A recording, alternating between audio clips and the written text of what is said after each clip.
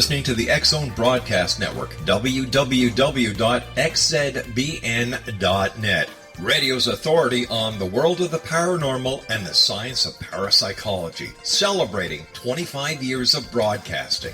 Broadcasting around the world and to the great beyond.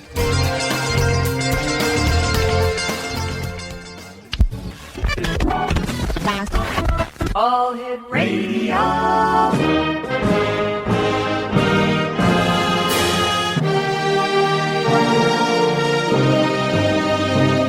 Welcome to the X-Zone, a place where fact is fiction and fiction is reality. Now, here's your host, Rob McConnell.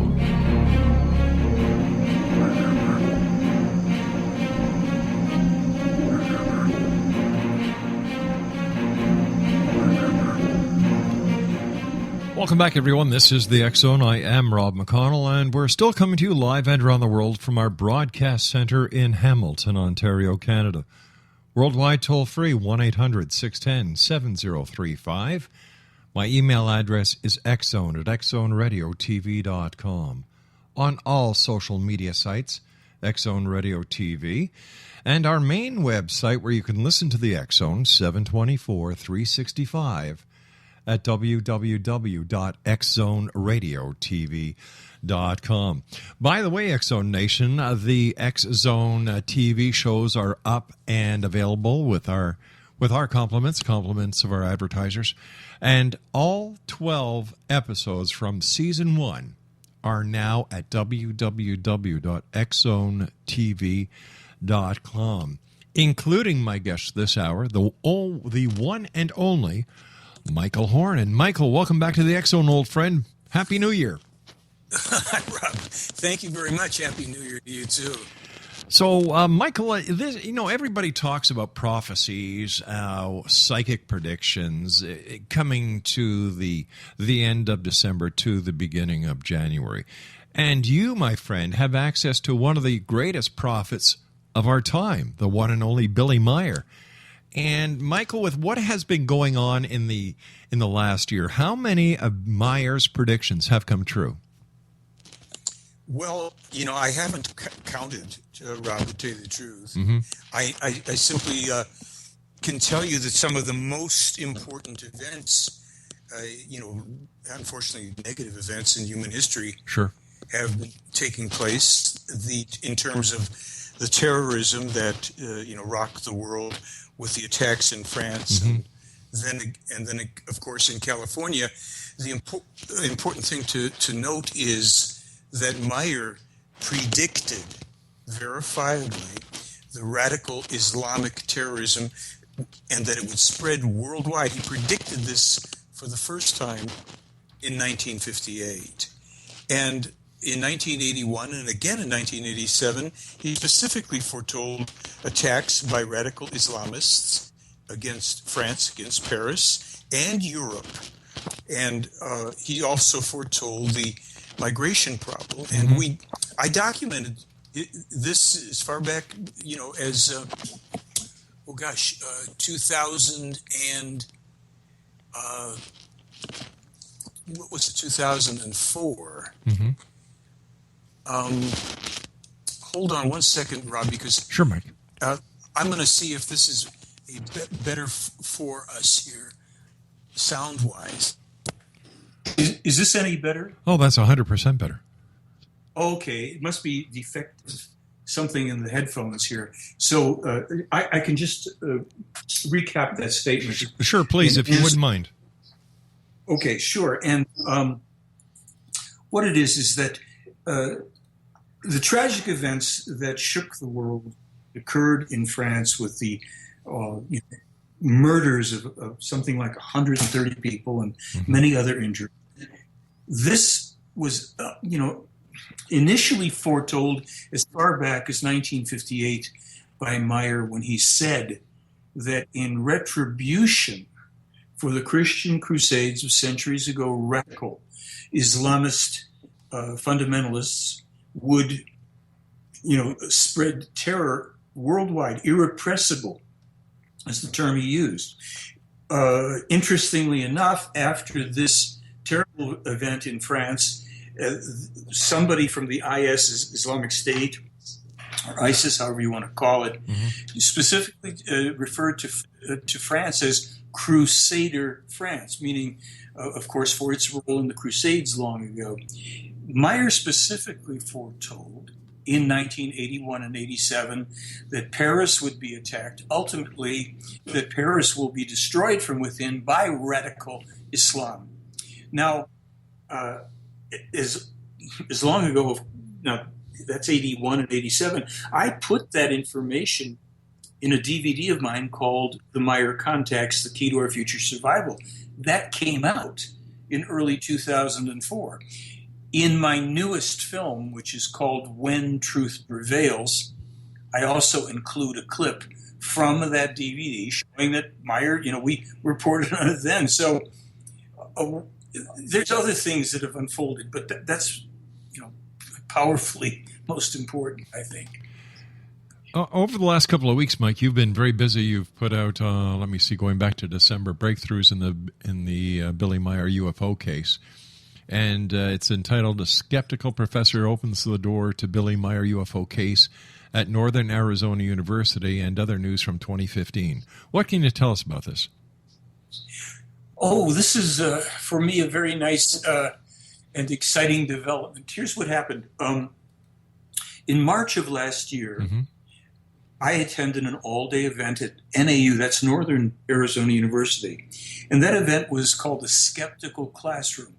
I wanted to go and to participate as an audience member and possibly as a documentarian to film interviews with some people, because this was an all-day event hosted by Northern Arizona University, featuring some of the top skeptical professors and professional skeptics and what have you.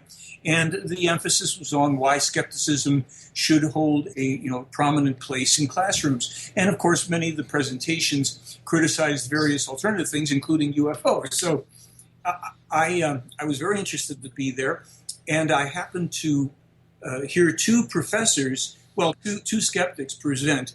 One was an 85-year-old guy named Ray Hyman, and I thoroughly enjoyed his presentation because he brought a certain kind of intelligent and compassionate perspective to his experiences as a skeptic, and also his role interacting with people and what he learned. It was very good, and I managed to bring him over, or draw him, I should really say, over to where I was showing people Billy Meyer's latest book, where they published 617 of his newly digitized UFO photos. It's pretty stunning. It's, these things are as clear as day. And Ray Hyman actually came over and did what I have been wanting true skeptics to do for years, over a decade, and that is to look at these photographs, to open their eyes, and instead of just dismissing and saying there must be models, blah, Sure. blah, blah. And we pretty much open up this new film on Truth Prevails with that. Now, the other professor, the other skeptic who was a professor that I really enjoyed, was a professor named Scott Antes. He's a professor of anthropology at NAU, and his opening statement to the assembled audience was, "I always tell my students, don't bring me any beliefs. I want facts. This is about truth and knowledge and blah, blah, blah, facts and knowledge." And so I wanted to meet him because I thought he was really good too. But by the time the dust had settled from his presentation, and I looked around, he was nowhere to be found. He was gone. Okay, in July of last year, I took my guitar and myself down to a local coffee shop that had an open mic night, because I'm also a singer-songwriter, and I kind of had put that on the back shelf for a number of years. And I wanted to just go and sing a few songs. And so I signed up. And who should walk through the door but Professor Antes carrying his guitar? So it turns out he happens to be, a songwriter and a singer going back a long time, kind of like an old folkie from Cleveland. Yeah. And in that sense, we had a good deal in common. But, he sat down and I said to him, "Listen, I caught your presentation and it was really interesting, and I am involved with a very controversial case, and I'd like you to look at the info." And he said, well, as I, told everybody during my presentation, I'm a very tough nut to crack. So you should know that up front. But if you're willing to, just bear with whatever I have to say about whatever you send me, go ahead and send it to me. So for 4 months, I sent emails, with links. And then, of course, he was finding stuff on his own, and he would send back questions and challenges and what have you. Sure. And we started to meet for conversations, for face-to-face, where he wanted to, ask questions about this and challenge things. And the upshot of it was that on November 17th of last year, he had opened the door for me, quite literally, to present the Meyer case for the first time at an American university to his anthropology class. And I did that for an hour and 10 minutes straight, and we filmed it. How'd it and go? Along with Ray Hyman, the other skeptic, and some other things, that is our new film, When Truth Prevails. What was the consensus of the people in the university, Mike? Well, people can see for themselves if they want to get the film, and I'll give you a great offer you can't resist before we end this. But they asked great questions, and some of them were recorded on film. Some people came up to me afterwards, and they were asking intelligent questions. And I was ready, for people to, who knows what, give me skeptical things or dismissals, but they didn't do it. And I think, well, I presented the facts as I have them, and I certainly said, look, you have to determine the truth of this for yourself. I'm glad to answer any questions to the best of my ability, but this was so far outside the realm of what they are used to getting in colleges and universities, and it's a testament to Professor Antes being the most scientific of the skeptics that I've encountered. In other words, and from my blog, you probably saw that he wrote a statement there about how it's necessary to be open-minded and that the material is very thought-provoking, and we must allow people to be presented with things that challenge them to think and to provoke their thinking and to deal with it. Do you think that most of the people in the UFO community, Mike, are closed-minded? In the UFO community? Yeah. Okay, sure. Because this is a game for the greater majority of people. Now, there are some that it isn't a game for, but it's a game. It's an entertainment cycle for people. And, when I've done battle with most of what I call the UFO CI. That's the UFO community and industry. It's an industry. People, if you go and you look at, there's places that you can look up the coming UFO conferences and events, and you get basically the same people recycling the same worn-out stories and the same dead-end stuff because, and I'll just make this statement, none of it amounts to a hill of beans. Right. It's dead end. You know that you had Stanton Friedman and I debate or converse, however you want to look at it, for almost 4 hours. Stanton didn't ever pick up the invitation and honor his own word, even to truly investigate the Meyer case. Okay, so he's recycling Roswell, an event that occurred, even according to Meyer and the Playaran people, but for which there's no remaining available evidence, and it's really just a dead end, chase your tail, chase lights in the sky thing. Look, what really is the Billy Meyer case? What is that? And I would answer it, to begin with, I say it's an absolutely unique, unprecedented event in all of human history, hidden in plain sight from people. Now, that doesn't mean that people don't see the Meyer photos and argue about things, but the significance of this is so monumental. Yeah. And people have been so misdirected and inundated, and if you will, brainwashed with fantasies and irrelevancies and disinformation, that they see the Meyer case, but they don't. They don't get that this is real. Now, of course, people determine that for themselves, but they gloss over it because they want to be entertained and pretend and be swept up in pretending as if it's all just another fantasy trip, something to divert their attention from a busy and perhaps frustrating day. Mike, when it comes to Stan, I was really disappointed that he did not pursue, what you had brought to the table. Even though he said he would, he certainly did not. And for all the people who are wanting the governments of the world to release the information, and I'm not going to bore you in the audience with what everybody knows, but why wouldn't somebody like Stephen Bassett, who wants to prove a point, who wants to get to the bottom of the barrel, who wants to get to the truth of the UFO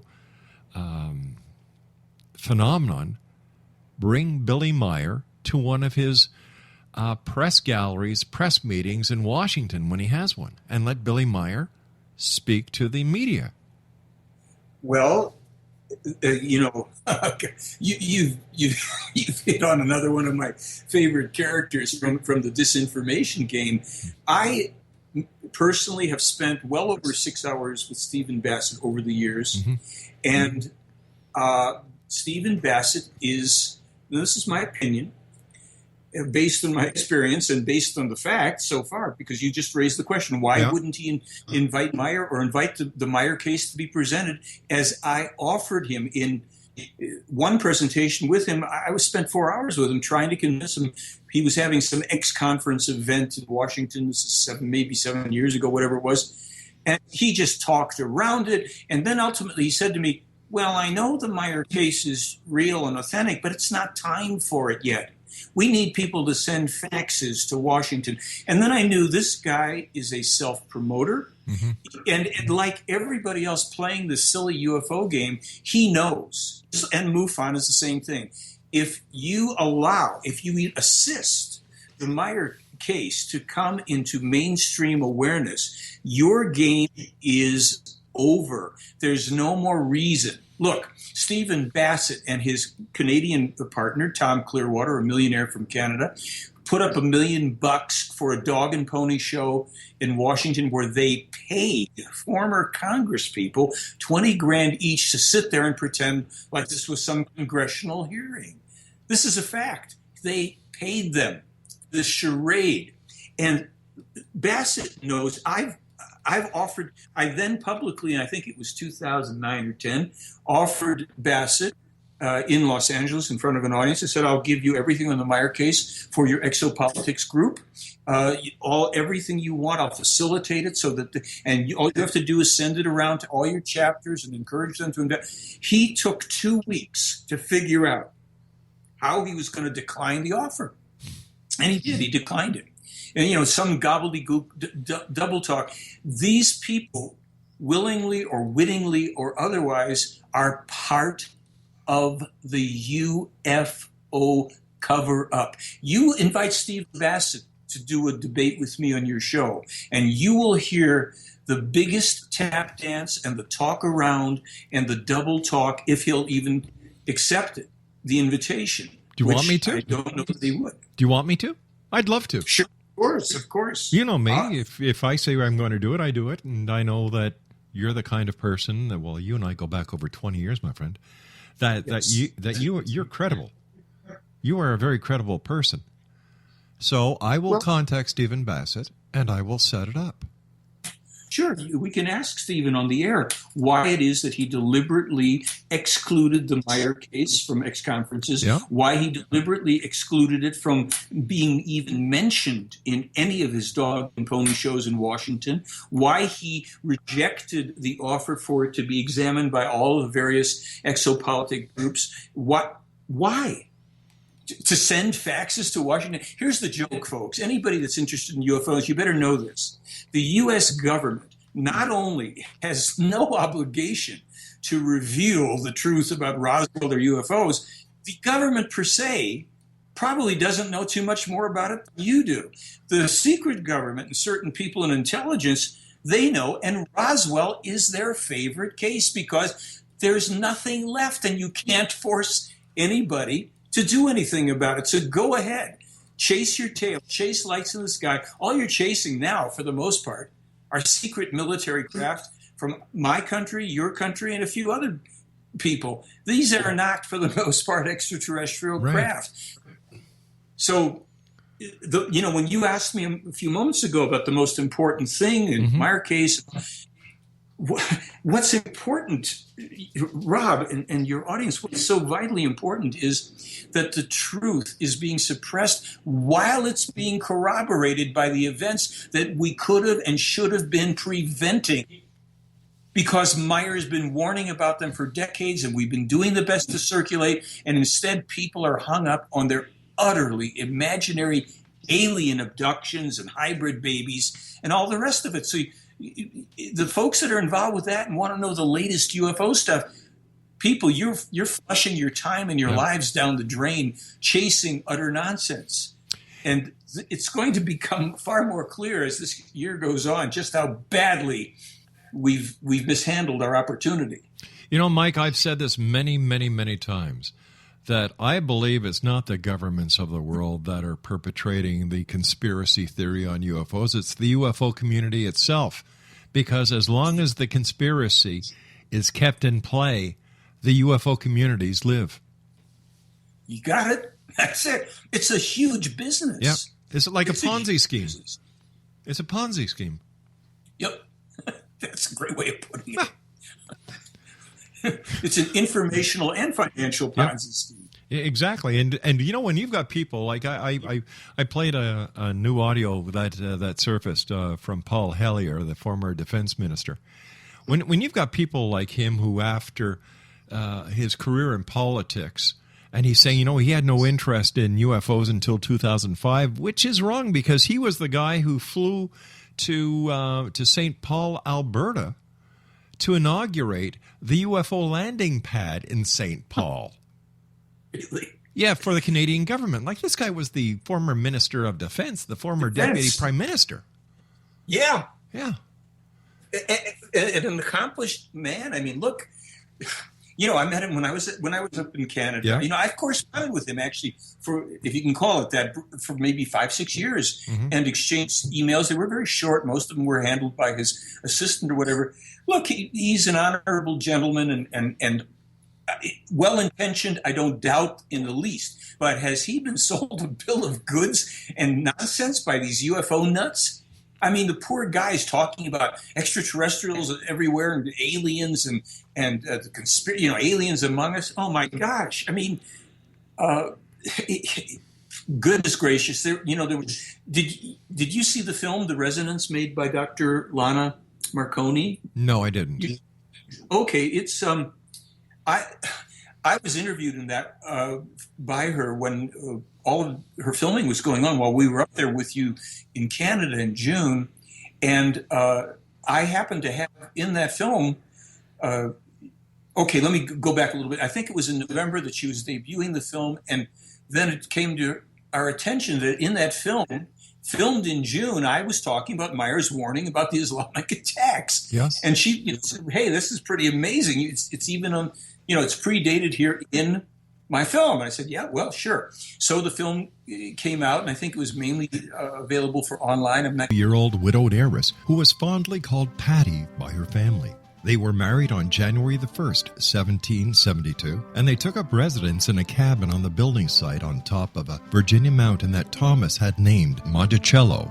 As Thomas and Patty slowly built their first version of the great house at Monticello, the Revolutionary War was heating up. Patty, with difficulty, bore 5 children, but only 2 girls survived. Thomas's political career developed to the point where he was often away from home, but after he authored and signed the Declaration of Independence in Philadelphia, he resolved never again to leave his wife. He was elected the governor of Virginia, just as that state became the Revolution's last battleground.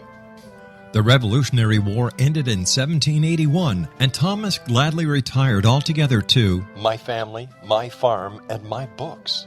But Patty continued to want to bear her treasured husband a son, and late in the summer of 1782, she died of kidney failure at the age of 33, 4 months after having borne yet another girl.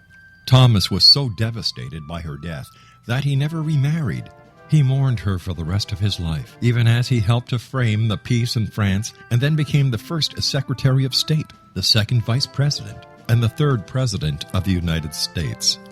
This story is true. Thomas Jefferson was such an obsessive letter writer and record keeper that we know where he was and what he was doing nearly every day of his adult life. Every significant thing he says in My Thomas comes from his contemporary writings. My Thomas by Roberta Grimes is now available at Barnes & Noble, Costco, Target, Books A Million, Hudson Booksellers, Kmart, Walmart, Sam's Club, Walgreens, CVS, and online at Amazon.com. You can visit Roberta Grimes online at www.robertagrimes.com.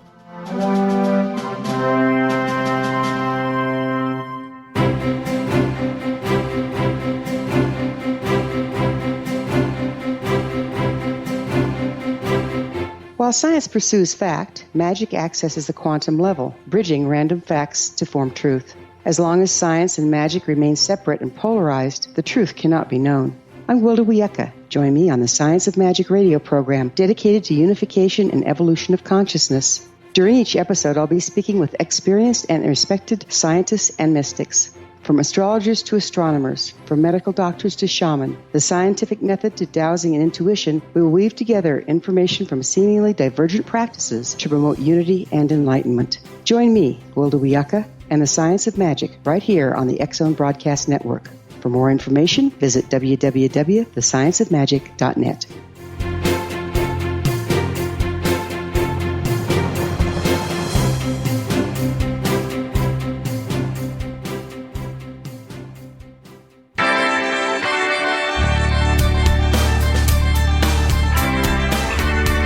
You're listening to the X Zone Broadcast Network, www.xzbn.net. Radio's authority on the world of the paranormal and the science of parapsychology, celebrating 25 years of broadcasting around the world and to the great beyond.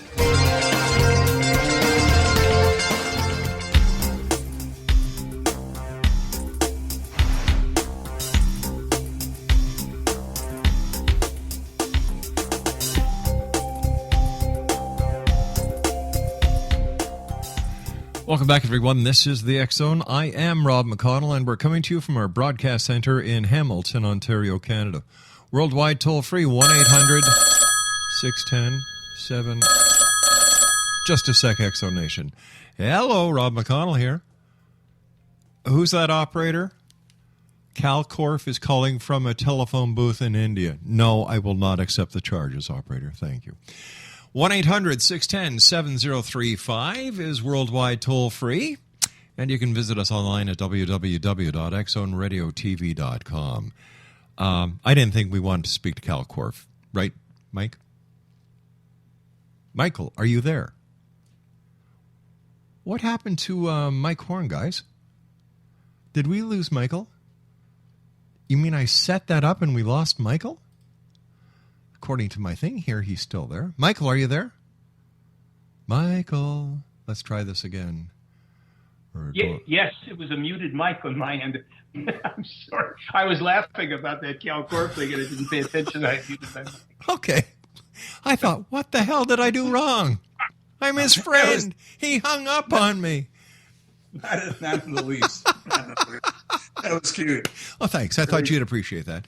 You know, people from years ago will get that. And you know what, gang? For those of you who are new, Cal Corf would be the equivalent to a thorn in your seat that you just can't get rid of.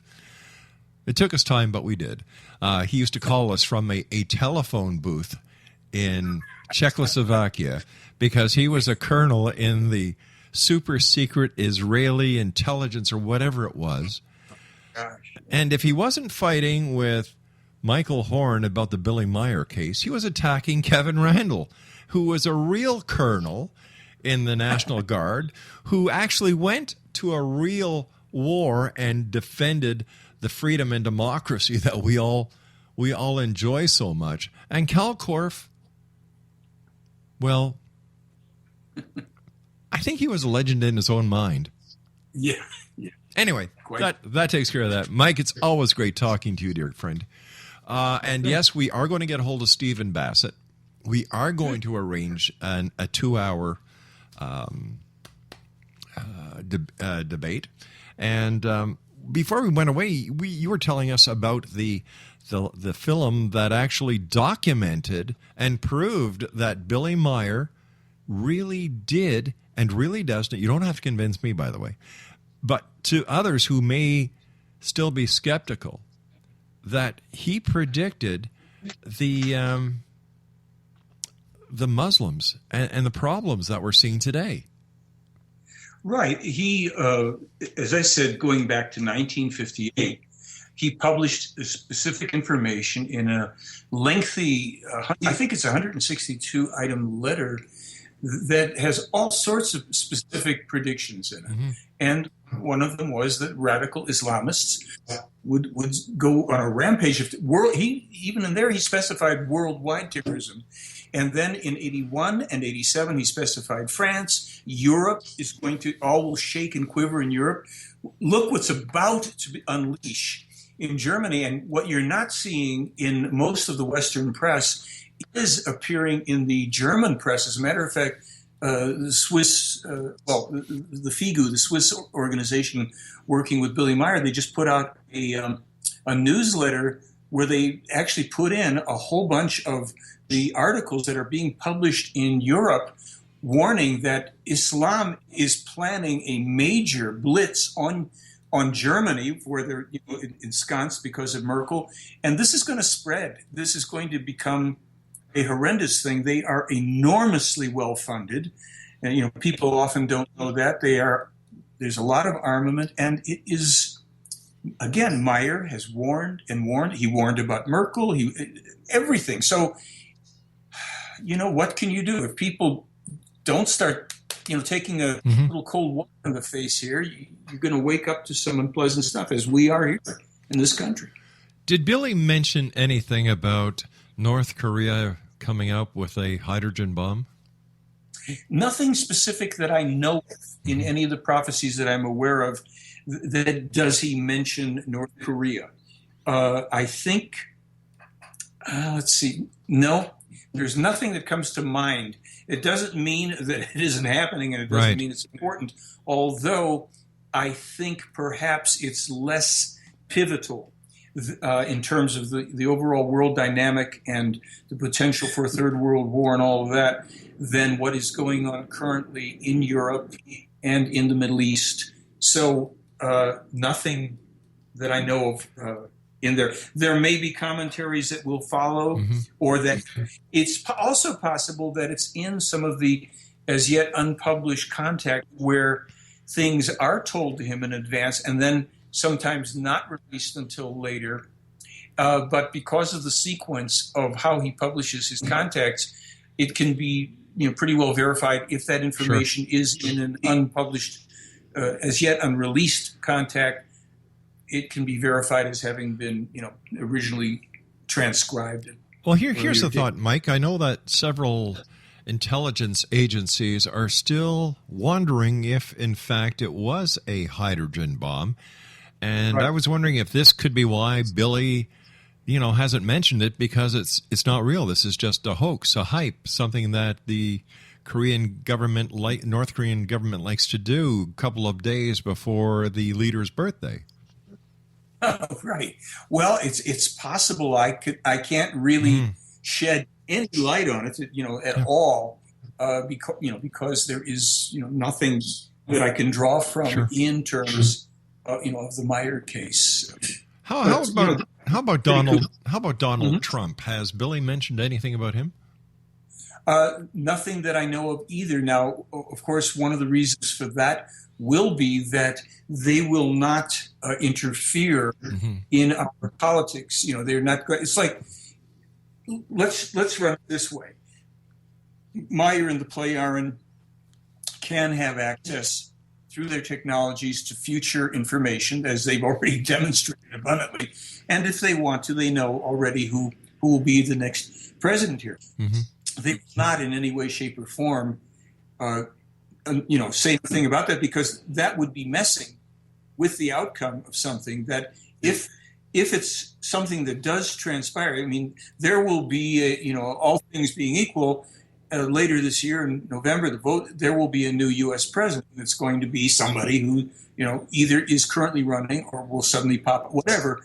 But they will not tamper with that, because to mess with a future outcome is only to really make things worse. Now, it also may be that at this point, it's only probabilities who will emerge as the front runner and ultimately, be the nominee of each party and, right. And be elected. But it's it's a mess. We've got more crazy people, of course, running for the office again, as is always the case here, most of the time, anyhow. So what do you think? What do you think the plan of action should be to get people to realize how legitimate Billy really is? Like, I don't understand it, Mike. You must be pulling your hair out sometimes. Oh, wait a sec, you don't have any. Now I know what happened to it. You must find it very frustrating. Well, yes and no, and I'll tell you why. At least on the no part, it is already a given that this world is going to go through certain very dramatic changes in terms of geopolitical events and in terms of environmental events. Some of them will be of proportions that cannot even be imagined. That has been something that's been in the material literally for thousands of years, as strange as it may sound to people. Some of the stuff is still alterable, and we try to put it out in a balanced, appropriate way for those who want to find out for themselves. Obviously, I'm an advocate for this. I have my own, I'm now in my 37th year of involvement with this material. I know it to be true from, not believing because the photos look good, but from all my own research, from knowing, meeting, and speaking with the original investigators, from 15 trips to Switzerland, from all my own thinking, from trying and testing and even trying to trick Meyer with questions. It's real. It's authentic. It's the only one that is real, ongoing, actual UFO contact case. And it's as I said earlier, what is it really? It's the most significant, important, and suppressed event, information, true story in human history. And it will escape the notice of most people on the planet, and even those who come into some kind of contact with it. Many, if not most of those people will not be able to handle it because, we're so brainwashed through politics, religion, and the UFO community nonsense, which it's treasonous to humanity. It's absolutely treasonous, in my opinion. What people involved at the hierarchy of MUFON, of Exopolitics, Stephen Bassett, of SETI, all of these parties that claim to want to know the truth about extraterrestrial life are the most invested in suppressing the truth. And, so our reach is a little limited. So it's frustrating, sure, but it doesn't stop me. It doesn't stop other people. And we have made some great inroads because, this presentation that we filmed at NDU is historic. It's the first time. I made presentations 7, 8 years ago in 4 universities in Canada. This probably most people don't know. I'd have to look up, if I still have the information, the name of each place. They were small presentations. Yeah. They were nicely received, but they didn't create enough of a ripple at that time. And then U.S. I have not been able to get anywhere near. They just won't allow it. And then Professor Ante said, "Come in. This is worth people thinking about and making up their own minds." And that's truly historic in all of the history of the Meyer case. So that film, is hopefully going to, do some more work for us. And I'll just say this in case we run out of time. Anybody who comes to my website, if they buy the new film, I'll throw in any of the other films I've made on the case for free. And that's it. All they have to do is write free in the order, free. When they buy, the name of the film is When Truth Prevails. And I think they will find it to be quite an eye-opener because now it's in front of a whole room full of Sure. college students. So this is not the UFO community, folks. It isn't the paranormal or skeptical or any. It's a university. It's academic. Yes, exactly. And this isn't going to be the last presentation in a university. I'll tell you that. Mike, difficult as maybe. Yeah. Is it possible that we took the Billy Meyer case out of the realm of UFOs and find some other classification? Because like the general populace looks at UFOs as woo.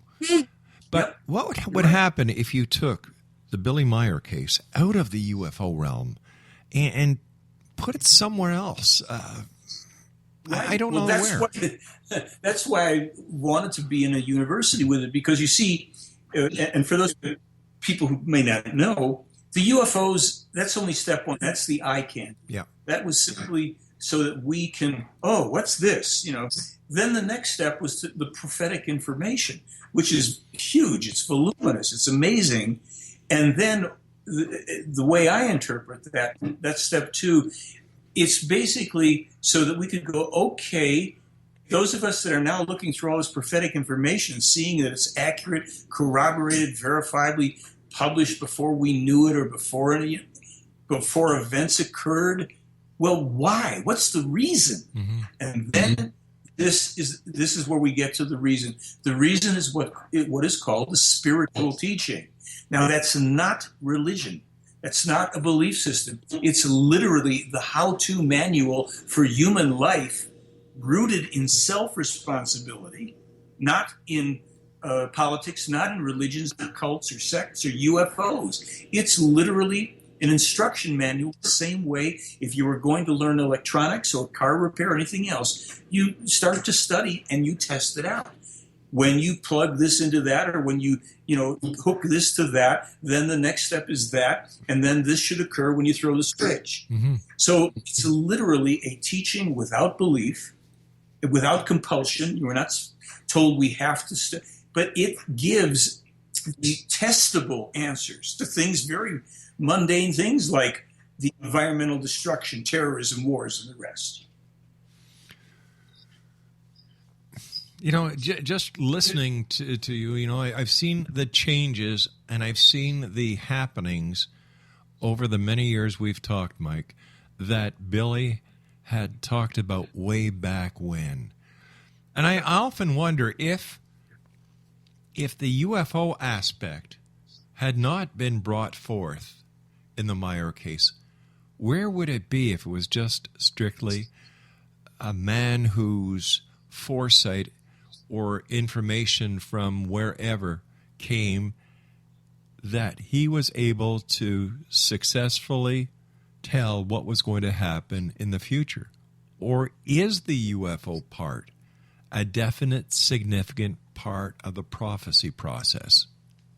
It is, because, number one, no one would have paid attention to Meyer without the eye candy. Okay. It's been hard enough to bring it to the look with the most dramatic UFO evidence. Mm-hmm. Let's face it, the proven existence of actual intelligent extraterrestrial life would be the single most important event in human history, only exceeded by confirmed and corroborated contact with those life forms. And that's what the Meyer case is, and look how hard it is to get that forward because of all the successful disinformation from intelligence agencies willingly carried forward by the dolts in the UFO community. Yeah, and this goes right back to what I was saying earlier. It's not the governments of the world, it's not the Vatican, it's no one else but the UFO community that is keeping the conspiracy theory going, because as long as there's a conspiracy, there is no proof to substantiate their claims. And they can make a buck off of it over and over and run the same silly nonsense and the same dead-end course, because people, look, the problem is people, are also gullible. Yep. Now, the UFO topic is rightly, as you also said, marginalized by a lot of thinking people because it's a dog and pony circus deliberately crafted to be fringe, so that it can conceal. The Meyer case can't, for many people, can't get its head above the water because people are already programmed into this delusional alien nonsense fantasy, realm. So it's an insidious thing, but we are only harming ourselves by allowing this suppression. What do you think the biggest, or I should say the second biggest event that you foresee coming in 2016 that will help with what you're doing in the Meyer case? What will help with the Meyer case? Yeah. I'll be honest, I'm not sure what will help. I say that because at this point, it's so... I'm, in a sense, I'm at a loss for words. It's only... Meyer himself said, it will slowly grow like a snowball going down the side of a hill, and growing and becoming larger and larger and larger.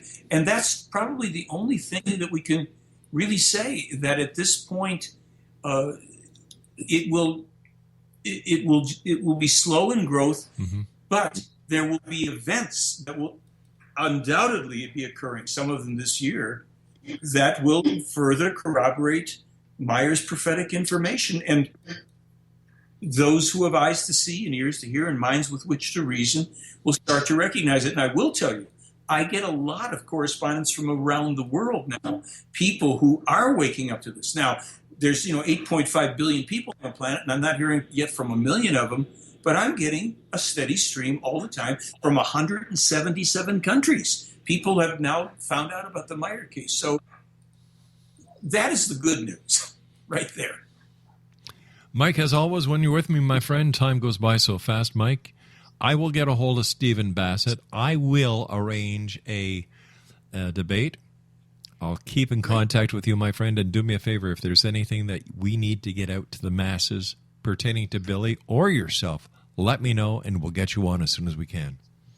All right. Thank you so much, Rob. I forwarded you a link to that thing on the resonance, and you folks have access to my website and my blog, all the theyfly.com links. Please enjoy yourselves. Take me up on my offer, and delighted to talk with you, and hope to do it again soon. You take care of yourself, my friend, and regards to your family, and a very happy New Year, Mike. To you too. Thank you, Rob. Bye-bye, my friend. Good night. Exonation, Michael Horn, www.theyfly.com. I'll be back on the other side of the commercial break with the news as we continue here in the X Zone from our broadcast center in Hamilton, Ontario, Canada. Don't forget, you can watch Michael Horn's TV episode with me on the X Zone TV show, as well as my interview with Stephen Bassett at www.xzonetv.com. My name's Rob McConnell. I'll be back on the other side of this break. Don't go away.